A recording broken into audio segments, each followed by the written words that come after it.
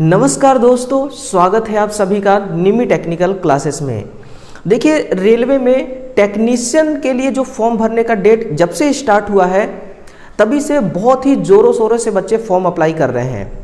कुछ लोगों का फॉर्म सही भी भरा जा रहा है और कुछ लोगों का फॉर्म गलत भी हो जा रहा है, और हम चाहते हैं कि किसी का भी फॉर्म रिजेक्ट ना हो, किसी का भी फॉर्म गलत ना हो, क्योंकि आरआरबी रेलवे जो है ये सिर्फ और सिर्फ एक बार चांस देती है, ओनली वन चांस देती है फॉर्म अप्लाई करने का। अगर वो चांस आपने मिस्टेक कर दिया, वो चांस आपने खो दिया, तो फिर आप इसके लिए फॉर्म दोबारा नहीं भर सकते हैं। अगर आपने दोबारा फॉर्म को भर भी दिया तो वो फॉर्म आपका अंत में जाकर के रिजेक्ट हो जाता है। ठीक है, तो देखिए आज हम उसी पर इस वीडियो को लेकर के आए हैं और इसमें स्टेप बाय स्टेप बात करेंगे कि कैसे कैसे आपको फॉर्म को अप्लाई करना है और किस प्रकार से आपको जोन सिलेक्ट करना है। देखिए, पहले के अकॉर्डिंग अगर देखा जाए फॉर्म अप्लाई करने का प्रोसीजर, तो इस बार जो फॉर्म अप्लाई करने का प्रोसीजर है वो रेलवे ने बहुत ही इजी और बहुत ही सिंपल कर दिया है ना। तो आइए जानते हैं स्टेप बाय स्टेप कि किस प्रकार से आपको फॉर्म को अप्लाई करना है ताकि किसी भी प्रकार का कोई गलतियां ना हो। कैसे आपको फोटो को अपलोड करना है, किस प्रकार का आपको साइन करना है। कुछ लोग तो साइन के जगह पे अपना सिर्फ नाम लिख देते हैं, है ना, और उनको पता ही नहीं चलता कि हमारा जो फॉर्म है ये किस वजह से रिजेक्ट हो गया। ठीक है, तो चलिए ये पूरा सिनेरियो इसी पर है। कंप्लीट इस वीडियो को देखिएगा और अपने दोस्तों को भी दिखाइएगा, है ना। चैनल पे पहली बार है तो वीडियो को भी सब्सक्राइब जरूर कर लीजिए।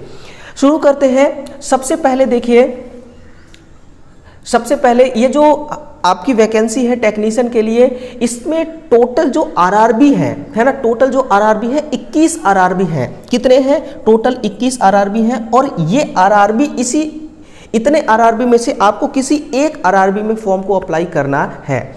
अब मान लीजिए कि बच्चे यहाँ पर क्या करते हैं कि जिस आरआरबी में सबसे ज़्यादा नंबर ऑफ वैकेंसी होता है उसी आरआरबी को, उसी जोन को वो सिलेक्ट करते हैं। मैं आपको यहाँ पर एक चीज़ और कंफर्म कर देना चाहता हूँ कि बेशक आप इस प्रकार से चूज करते हैं कि इस बार देखिए टेक्नीशियन में जो वैकेंसी है सबसे ज़्यादा वैकेंसी जो है टेक्नीशियन ग्रेड 3 की, वो है आपका मुंबई वाले जोन पे, है ना। तो मुंबई वाले जोन पे अगर सबसे ज़्यादा है तो स्टूडेंट सबसे ज़्यादा फॉर्म वहीं पर अप्लाई करेंगे। इससे होगा क्या कि बेशक आप जहां पर नंबर ऑफ वैकेंसी ज़्यादा होती है वहां पर फॉर्म को अप्लाई कर देते हैं तो सिलेक्शन लेने का चांस तो ज़्यादा बेशक रहता ही है, लेकिन वहां पर कंपटीशन भी उतना ही टफ होता है और कट ऑफ भी उतना ही ज़्यादा जाता है ना। तो अगर आप कंपटीशन टफ कंपटीशन से लड़ने की क्षमता रखते हैं और हाई कट ऑफ लाने की क्षमता रखते हैं तो फिर आपके लिए ये बातें कोई मायने नहीं रखती है। अन्यथा आप किसी के कहे अनुसार नहीं, खुद से, है ना, दिल से सिलेक्ट कीजिएगा किसी भी एक आरआरबीज को और सिंगल ही फॉर्म आपको अप्लाई करना है ना। देखिए, सबसे पहले आप क्या करेंगे, फॉर्म को अप्लाई करने के लिए आपको किसी भी थर्ड पार्टी एप्लीकेशन में जाना होगा। थर्ड पार्टी एप्लीकेशन में जा करके, एप्लीकेशन कहने का मतलब कि अगर आप सरकारी रिजल्ट से भी जा करके फॉर्म को अप्लाई कर सकते हैं या पर्टिकुलर किसी आरआरबी, किसी जोन का जो उनका वेबसाइट होता है वहां से भी फॉर्म को आप अप्लाई कर सकते हैं, है ना। अब यहाँ पर एक दिक्कतें और आ रही है और ये आती ही है, रेलवे की जब भी वैकेंसी आती है तो ये दिक्कतें आती है कि इनका जो साइट होता है बहुत ज़्यादा ओवरलोड हो जाती है, बहुत ज़्यादा हैंग करता है ना, घंटों घंटों तक इनका साइट ही नहीं चलता है। तो इससे आप बिल्कुल मत घबराइएगा, इससे आपको बिल्कुल डरना नहीं है कि अब मेरा क्या होगा, फॉर्म अप्लाई मेरा नहीं हो पा रहा है ना। तो मन छोटा मत कीजिएगा, दिल छोटा मत कीजिएगा, थोड़ा सा वेट करिएगा। फॉर्म आपका अप्लाई होना, आपका फॉर्म मतलब कि अप्लाई 100 to 100% होगी, है ना। तो आप मान लीजिए लिंक को ओपन किए, ठीक है ना, सरकारी रिजल्ट में जा करके टेक्नीशियन फॉर्म भरने का जो लिंक होता है वहां से आपने लिंक को क्लिक किया तो सबसे पहले इंटरफेस आपका किस प्रकार का खुलने वाला है, इस प्रकार का खुलेगा, है ना। देखिए, आइए आप समझते हैं कि स्टेप बाय स्टेप कैसे आपको फॉर्म को अप्लाई करना है। तो आपके पास एक अप्लाई का ऑप्शन यहाँ पर आएगा, है ना, आपको इसको क्लिक करना है। क्लिक करते ही देखिए इस प्रकार से आपको एक पेज खुलेगा। आपने इसको क्लिक किया था क्लिक करने के बाद आपके पास दो ऑप्शन आएंगे, है ना। पहला ऑप्शन किसके लिए है, क्रिएट एन अकाउंट, यानी कि फर्स्ट टाइम पहली बार आपने अकाउंट बना रहा है या फिर आप अकाउंट क्रिएट करेंगे, आपका अभी तक कोई अकाउंट नहीं है तो आपको इसको क्लिक करना होगा। अन्यथा ऑलरेडी अगर पहले से ही आपने अकाउंट बनाया है तो आप इसको क्लिक करेंगे, है ना। ज्यादातर अकाउंट नहीं होता बच्चों का तो इन्हीं को क्लिक करते हैं। ओके, ये जैसे ही आप क्लिक करेंगे नया अकाउंट बनाने के लिए, वैसे ही आपके पास इस प्रकार का एक पेज खुल करके आ जाएगा, इस प्रकार का एक पेज खुल करके आ जाएगा, क्रिएट एन अकाउंट, है ना। आपको यहां पर एक नया अकाउंट बनाना होगा। नया अकाउंट बनाने के लिए देखिए क्या क्या चीजें जरूरी है। यहां पर आपको मिस्टेक नहीं करना है, किसी भी चीज को गलती नहीं करना है ना। सबसे पहले कंट्री ऑफ नेशनलिटी आपको भरना है। आप इंडिया से हैं तो आप इंडिया सिलेक्ट कीजिएगा, है ना। ऑप्शन यहां पर है, क्लिक करेंगे तो यहां पर कंट्री का नाम आ जाएगा, सिलेक्ट कीजिएगा अपने कंट्री का नाम। उसके बाद पर्सनल डिटेल्स आपके पास मांगा जाएगा और जितना भी आप पर्सनल डिटेल्स डालेंगे हर वो डिटेल्स 10th क्लास का जो सर्टिफिकेट में है वही आपको यहां पर डिटेल्स डालना होगा। जैसे कि फुल नेम यहां पर पूछा जा रहा है तो फुल नेम आपको डालना है 10th क्लास सर्टिफिकेट के अकॉर्डिंग, जो 10th क्लास के सर्टिफिकेट में नाम आपका दिया है। कुछ स्टूडेंट ऐसे भी होते हैं जिनके 2 नाम होते हैं, 3 नाम होते हैं, है ना। तो आपको वही नाम यहां पर डालना है जो 10वीं क्लास के सर्टिफिकेट में दिया गया है। फिर आपको उसी नाम को यहां पर रीटाइप करना है, यानी कि दोबारा डालना है। उसके बाद देखिए I have change your name, आप नेम को चेंज करना चाहते हैं या फिर नहीं तो आप यहां पर नो कर दीजिएगा। फिर डेट ऑफ बर्थ आपको डालना है जो 10th क्लास के सर्टिफिकेट में है उसको। फिर रीटाइप डेट ऑफ बर्थ, यानी कि दोबारा आपको उसी डेट ऑफ बर्थ को यहां पर रीटाइप करना होगा। फिर अगला है कि सिलेक्ट जेंडर, आप जेंडर को सिलेक्ट करिएगा। फिर रीसिलेक्ट जेंडर, मेल है तो मेल, फीमेल है तो फीमेल, है ना। फिर फादर का नाम आपको वहां पर डालना है। फिर दोबारा फादर का नाम डालना है जो 10th क्लास के सर्टिफिकेट में है उसी को आपको डालना होगा। मदर का नाम डालना है, फिर दोबारा रीटाइप मदर नेम यहां पर डालना है। अब देखिए यहां पर आपके पास आधार कार्ड को वेरीफाई करने का ऑप्शन दे दिया है ना, कि आधार कार्ड को आप वेरीफाई करिए, है ना, जब आप अकाउंट बना रहे हैं उसी टाइम पे। तो इससे फायदा क्या होता है कि जो आपके आधार कार्ड में जितना भी डिटेल्स है वो डालेंगे और जो आपके 10th के सर्टिफिकेट में जो डिटेल्स है वो डालेंगे। तो जब आपका अकाउंट क्रिएट हो जाएगा ना, तो जब अकाउंट क्रिएट होने के बाद जब आप लॉगिन करेंगे, यानी कि उस पेज में जाएंगे जहां पर फॉर्म आपको अप्लाई करना है, तो वहां पर डिटेल्स ऑटोमेटिक पूरा फिल किया हुआ आ जाएगा। इसीलिए अकाउंट बनाया जाता है। तो आधार कार्ड वेरीफाई करेंगे, please inter your Aadhaar card number, आप यहां पर आधार कार्ड नंबर डालेंगे। बहुत सारे ऐसे लोग हैं जिनके पास आधार कार्ड नहीं भी है और बहुत सारे ऐसे भी लोग हैं जिनके पास आधार कार्ड है। जिनके पास है वो तो इंटर आधार कार्ड का नंबर करेंगे, है ना, और वेरीफाई करेंगे। अगर नहीं है तो I do not have Aadhaar card, यानी कि हमारे पास आधार कार्ड नहीं है। और जब आप इसको क्लिक करेंगे I do not have Aadhaar card, तो आपके पास यहाँ पर बहुत सारे ऑप्शंस आ जाएंगे, जैसे कि आप पैन कार्ड से भी वेरीफाई कर सकते हैं, वोटर आईडी से भी वेरीफाई कर सकते हैं। ये एक बहुत ही बढ़िया ऑप्शन है ना। यानी कि ऐसा कभी नहीं हो सकता कि आधार कार्ड ना होने की वजह से फॉर्म अप्लाई ना कर पाए, है ना। तो इसलिए रेलवे ने एक चांस दिया है, एक अवसर दिया है, यूँ समझिए कि हर बच्चा फॉर्म को अप्लाई कर सकता है अगर वो एलिजिबिलिटी क्राइटेरिया को कंप्लीट करता है तो, ठीक है। इसके बाद देखिए कॉन्टैक्ट डिटेल्स है यहाँ पर। ईमेल एड्रेस आपको डालना है और ईमेल एड्रेस देखिए वही ईमेल आपको डालना है जो ईमेल आपके मोबाइल में लॉगिन है, जो ईमेल आपके लैपटॉप में सिस्टम में लॉगिन है वही ईमेल डालना है और प्रॉपर ईमेल डालना है, क्योंकि आगे चल के जो भी मैसेज जो भी चीज़ें आएंगी वो आपके ईमेल में ही आएंगी, तो कोई किसी भी प्रकार की कोई दिक्कत ना हो, इसीलिए प्रॉपर ईमेल डालिए। इस ईमेल को आपको वेरीफाई करना है OTP के द्वारा। फिर आपको यहाँ पर अपना मोबाइल नंबर डालना है, परमानेंट मोबाइल नंबर डालिएगा, है ना, और इस मोबाइल नंबर को OTP के द्वारा यहाँ पर वेरीफाई करना है ना। ये सारी चीज़ें करने के बाद देखिए आपका यहाँ पर क्या आ जाएगा, पासवर्ड बनाने के लिए। अब आप खुद पासवर्ड अपना बनाएंगे, खुद पासवर्ड बनाएंगे, है ना। अब पासवर्ड में कुछ भी बना सकते हैं, पासवर्ड में अपना नाम लिख सकते हैं, पासवर्ड डेट ऑफ बर्थ लिख सकते हैं, जो आपका मर्जी वो पासवर्ड बना सकते हैं, लेकिन बहुत ज़्यादा टफ पासवर्ड यहाँ पर बनाने की कोई ज़रूरत नहीं है ना। उसी पासवर्ड को यहाँ पर कन्फर्म करेंगे और कन्फर्म करने के बाद देखिए ये जो कैप्चा दिया हुआ है, इस कैप्चा को, अगर ये कैप्चा आपको नहीं समझ में आ रहा है तो यहाँ से रिफ्रेश भी कर सकते हैं, फिर कैप्चा को डालेंगे। कैप्चा को डालने के बाद यहाँ पर आपको प्रीव्यू देखने का एक ऑप्शन दे रहा है ना रेलवे, कि जो भी आपने लॉगिन करने के लिए यानी कि क्रिएट किया है अकाउंट, उस अकाउंट का एक प्रीव्यू दिखाएगा टोटल की। उस प्रीव्यू से आप ध्यान से देखेंगे तो कहीं पर मिस्टेक अगर रहेगा तो उसको भी आप करेक्शन कर सकते हैं, है ना। उसको करने के बाद फिर आपका क्रिएट एन अकाउंट यानी कि अकाउंट क्रिएट हो जाएगा, अकाउंट आपका यहाँ पर बन जाएगा। ये किसी बैंक का अकाउंट नहीं है दोस्तों, ये है अकाउंट आरआरबी रेलवे का, है ना, टेक्नीशियन में फॉर्म भरने का, ठीक है। यहाँ तक चीज़ें आपको समझ में आई होंगी, हर एक चीज़ देखिए मैं डिटेल से बता रहा हूँ ताकि आपको कोई दिक्कत ना हो। चाहे आप साइबर कैफे में जाकर के फॉर्म को अप्लाई कीजिए या फिर खुद अपने सिस्टम अपने लैपटॉप से फॉर्म को अप्लाई कीजिए, है ना, कहीं से भी आप कर सकते हैं। आगे चल के कुछ ऐसी चीज़ें बताऊँगा जो आपके लिए जानना बहुत ज़रूरी है, तो कंप्लीट वीडियो को देखते रहिएगा और थम्स अप करते रहिएगा, है ना। देखिए ये चीज़ें आपका जब हो जाएगा यानी कि अकाउंट कंप्लीट हो जाएगा, अकाउंट क्रिएट हो जाएगा, उसके बाद देखिए आपको इसी वाले पेज पे ले जाएगा, है ना।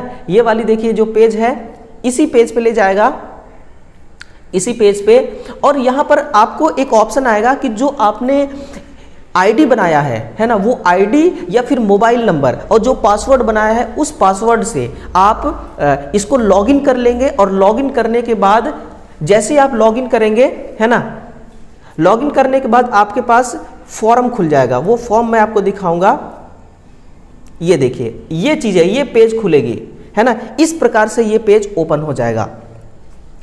अब इस पेज में क्या दिया गया है, इस पेज में ये दिया गया है कि जितने पोस्ट पर वैकेंसी है वो दोनों चीजें यानी कि ग्रेड फर्स्ट और ग्रेड थर्ड दो वैकेंसी है यहाँ पर, है ना। तो आपको यहाँ पर चूज करना पड़ेगा कि आप ग्रेड फर्स्ट के लिए फॉर्म को अप्लाई करेंगे, ये है ग्रेड फर्स्ट के लिए और ये है ग्रेड थर्ड के लिए, ठीक है ना। आप दो फॉर्म भर सकते हैं, आप दोनों फॉर्म भर सकते हैं। अगर आप एलिजिबिलिटी क्राइटेरिया रखते हैं तो दोनों फॉर्म भर सकते हैं। यहीं पर आपको आरआरबी को सिलेक्ट करना पड़ेगा। ध्यान से सुनिए, गलती नहीं करना है आपको, है ना। सिलेक्ट द आरआरबी, यहीं पर आपको आरआरबी, इसको जैसे ही आप क्लिक करेंगे यहाँ पर आरआरबी आ जाएगा कि किस आरआरबी में आपको फॉर्म को फिल करना है, आप उसको सिलेक्ट कर लीजिएगा। और यदि आप टेक्नीशियन का ग्रेड थर्ड में फॉर्म अप्लाई करना चाहते हैं तो फिर आप यहाँ से आरआरबी अपना सिलेक्ट कीजिए, जोन सिलेक्ट कीजिए और इसको क्लिक कीजिए। क्लिक करने के बाद आपको क्या करना है, नेक्स्ट वाले ऑप्शन को क्लिक कर देना है ना। फिर देखिए आपके पास इस प्रकार का एक फॉर्म खुलेगा, है ना। ये एक क्या है, इस प्रकार का एक फॉर्म खुलेगा और इसमें देखिए क्या क्या मांगा जा रहा है। 5 स्टेप में ये आपका फॉर्म कंप्लीट हो जाएगा। पहला है personal details, other details, education qualification, upload profile, preference, ये सारी चीजें, प्रेफरेंस एंड रिव्यू, है ना। ये सारी चीजें आपको मतलब कि इस इतने स्टेप को आपको फॉलो करना है। सबसे पहला स्टेप पर्सनल डिटेल्स है, तो जो आपने आधार कार्ड या फिर पैन कार्ड या फिर अपने वोटर आईडी से जो भी वेरीफाई किया है वहाँ पर, और जो भी आपने अकाउंट क्रिएट किया था उस अकाउंट में जो भी डिटेल्स आपने डाला था वो सारा डिटेल्स यहाँ पर ऑटोमेटिक फिल हो जाएगा। देखिए यहाँ पर सब चीज़ फिल हो जाएगा, है ना। सारा चीज़ आपको सिलेक्ट, जो भी चीज़ें सिलेक्ट मतलब जो भी चीज़ें भरा हुआ नहीं है उसको आपको भरना पड़ेगा। तो मैरिड में सिलेक्ट कीजिएगा, अगर आपकी शादी हो गई है तो इसको सिलेक्ट कर लीजिएगा, है ना। यहाँ पर शर्माने की बात नहीं है, यहाँ पर मैरिड है या अनमैरिड है, रीजन हिंदू है मुस्लिम है ना। Choice of language for examination Hindi English, इसको सिलेक्ट कर लीजिएगा। फिर permanent visible mark of identification first, identification second, यानी कि आपके शरीर में कहते हैं ना कि किसी का कान कटा रहता है, किसी के आंख के नीचे थोड़ा सा कट लगा रहता है, तो कट मार्क्स बॉडी के किस हिस्से में है उसको आपको भरना पड़ेगा, यहाँ पर लिखना पड़ेगा, ठीक है। इसके बाद देखिए कम्युनिटी डिटेल्स आपको डालना है। कम्युनिटी डिटेल्स में यहाँ पर एक ऑप्शन दिया गया है, इसको जब आप क्लिक करेंगे तो आपका यहाँ पर अलग अलग जोन खुल जाएगा। जोन कहने का मतलब आप अनरिजर्व से हैं, एसटी, एससी, ओबीसी, ईडब्ल्यूएस, किससे है आप हैं, किस कोटा के अंतर्गत आते हैं, है ना। यहाँ पर आपको सिलेक्ट करना होगा। सिलेक्ट करने के बाद यहाँ पर क्या मांगा जाएगा कि अगर आप मान लीजिए कि एसटी कोटा से है ना, तो आपका जो कास्ट सर्टिफिकेट होगा उस सर्टिफिकेट का यहाँ पर 4 कॉलम खुल जाएंगे, ठीक है ना। इस प्रकार से कॉलम खुलेगा, उसमें आपको सर्टिफिकेट का नंबर डालना है, कब इशू हुआ था वो डालना है, कौन उसको किसकी ऑथोराइज से वो सर्टिफिकेट बना था उसको डालना है ना। ये सारी चीजें डालना है। यहाँ पर डॉक्यूमेंट को अपलोड नहीं करना है, सिर्फ डॉक्यूमेंट का नंबर डालना है और उसका इशू डेट डालना है और अथॉरिटी डालना है ना, किसके द्वारा उसको अथॉरिटी मिली है उस सर्टिफिकेट को, है ना। और जितना भी यहाँ पर आप सर्टिफिकेट अपलोड करेंगे या जो भी चीजें करेंगे सब कुछ वो सेंट्रल गवर्नमेंट वाला होना चाहिए, है ना, सेंटर वाला सब कुछ वो होना चाहिए, ठीक है। फिर आपका पर्सनल एड्रेस डिटेल्स आप यहाँ पर पूरा फिल कीजिएगा, है ना। स्टेट डालिएगा, डिस्ट्रिक्ट, स्टेट, डिस्ट्रिक्ट, है ना। देखिए यहाँ पर लिखा है कि प्रेजेंट एड्रेस, यानी कि अभी वर्तमान में आप कहाँ पर रह रहे हैं, यह आपका परमानेंट एड्रेस, यानी कि आपका जन्म भूमि कहाँ पर है ना। परमानेंट आपका जहाँ जो घर होता है वही तो परमानेंट एड्रेस होता है। भले ही देखिए यहाँ पर प्रेजेंट और परमानेंट एड्रेस अलग अलग हो सकता है, लेकिन आपको अलग अलग नहीं डालना है। क्यों नहीं डालना है? क्योंकि इस पॉइंट को आपको क्लिक मार्क करना पड़ेगा। यहाँ पर लिखा है कि जो परमानेंट एड्रेस है वो और जो प्रेजेंट एड्रेस है वो क्या होना चाहिए, वो बिल्कुल सेम होना चाहिए, है ना। तो जो परमानेंट एड्रेस है वो और प्रेजेंट एड्रेस ये दोनों एक सेम हो, एक जैसा हो, है ना, एक जैसा हो। तो इसके भरने के बाद फिर आप यहाँ पर नेक्स्ट वाला ऑप्शन को क्लिक कीजिएगा। जैसे ही नेक्स्ट क्लिक करेंगे तो पर्सनल डिटेल्स आपका कंप्लीट हो चुका है। फिर आप यहाँ पर कैटेगरी डिटेल्स आपसे पूछेगा, एक्स सर्विसमैन है तो आप यहाँ पर सिलेक्ट कीजिएगा, नहीं है तो नो करिएगा, है ना। फिर बेंचमार्क डिसेबिलिटी कुछ है तो वो आपको यहाँ पर क्लिक करना होगा।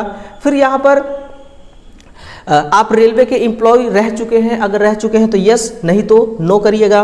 फिर यहाँ पर देखिए बोला गया है कि क्या आपने अप्रेंटिसशिप किया है, अगर किया है तो आप इसको क्लिक करिएगा, है ना। क्लिक करके अगर किया है तो एस, नहीं किया है तो नो। अगर एस करेंगे तो यहाँ पर आपको डिटेल्स कॉलम खुल जाएगा, उस कॉलम में आपको डिटेल्स डालना है, कब किया था, है ना, कितने वर्ष का है, मतलब कि कॉलम खुलेगा, आप खुद देख लीजिएगा कि उस कॉलम में क्या क्या मांगता है ना। यही मांगेगा कब किया था, है ना, यही सारी डिटेल्स मांगेगी, उसको आपको डालना है। फिर जो आपको फॉर्म अप्लाई करने का पैसा है ना, वो पैसा कुछ उसमें से कुछ % रिफंड भी होगा, इसलिए आपको बैंक का डिटेल्स भी आपको डालना है। जैसे अकाउंट नंबर यहाँ पर डालना होगा, IFSC कोड डालना होगा, फिर अकाउंट नंबर, है ना, बैंक का डिटेल बैंक का नेम डालना है, कंफर्म करना है अकाउंट नंबर को और बैंक एड्रेस डालना पड़ेगा। फिर आप यहाँ से नेक्स्ट वाले पॉइंट को क्लिक कीजिएगा, है ना। जैसे क्लिक करेंगे ये एक नया पेज खुल करके आ जाएगा।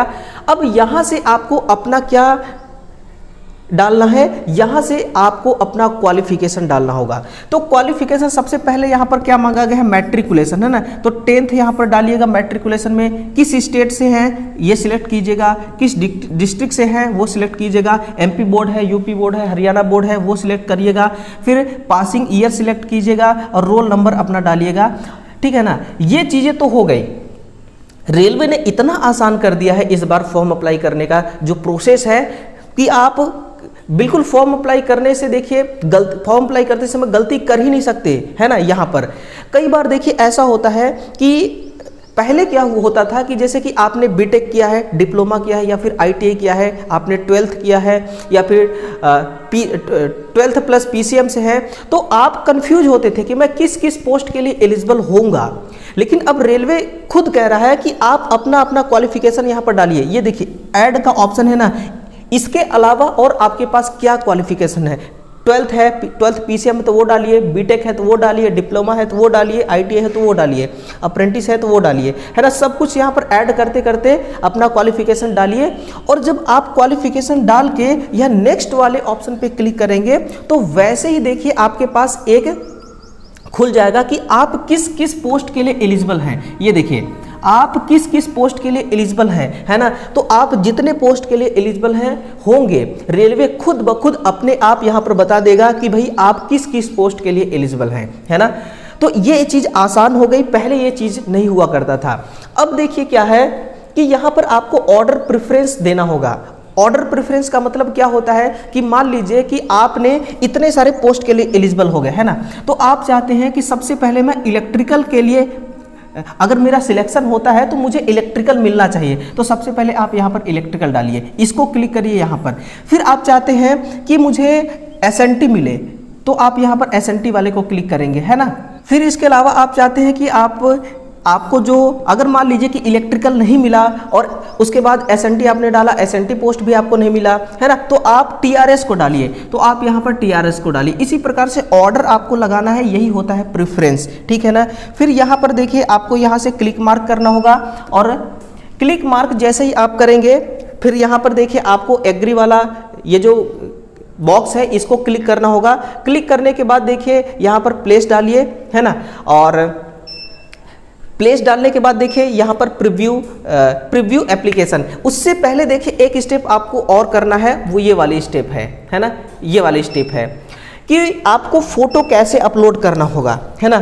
देखिए कई बार एएलपी में स्टूडेंट ये बहुत बड़ी गलती करते हैं कि फोटो सही से अपलोड नहीं करते, सिग्नेचर सही से नहीं करते, जिसके वजह से उनका फॉर्म जो है वो रिजेक्ट हो जाता है ना। तो क्या करना होगा, यहाँ पर लिखा हुआ है कि फोटो पासपोर्ट साइज का होना चाहिए और फोटोग्राफ जो है वो वाइट बैकग्राउंड के साथ होना चाहिए, है ना। अब फोटो की वजह से कैसे फॉर्म रिजेक्ट होता है वो चीज़ सुनिए। मान लीजिए कई बार होता है कि पीछे का जो बैकग्राउंड होता है वो कलर में होता है, तो कलर में बैकग्राउंड नहीं चाहिए, कई बार पर्दा वगैरह दिख जाता है, वो चीज़ें नहीं चाहिए, है ना। वाइट बैकग्राउंड होना चाहिए और चश्मा नहीं लगा होना चाहिए। और कई बार ऐसा होता है कि जो बाल होता है एक तरफ की आंख ढक लेता है, आधी आंख ढक जाती है बाल से, उस प्रकार का भी फोटो नहीं चलेगा, है ना। और टोपी वगैरह लगाए हो तो कोई हो, उस प्रकार का भी फोटो नहीं चलेगा। और कोई रुमाल बांधा हुआ होता है, उस प्रकार का भी फोटो नहीं चलेगा। यानी कि बिल्कुल ऐसा लगना चाहिए कि आप एक स्टूडेंट्स हैं, है ना।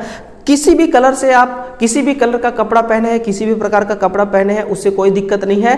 बट जो चीज़ें मैंने बताया वो चीज़ आपके लिए आपको करना बहुत ज़रूरी है।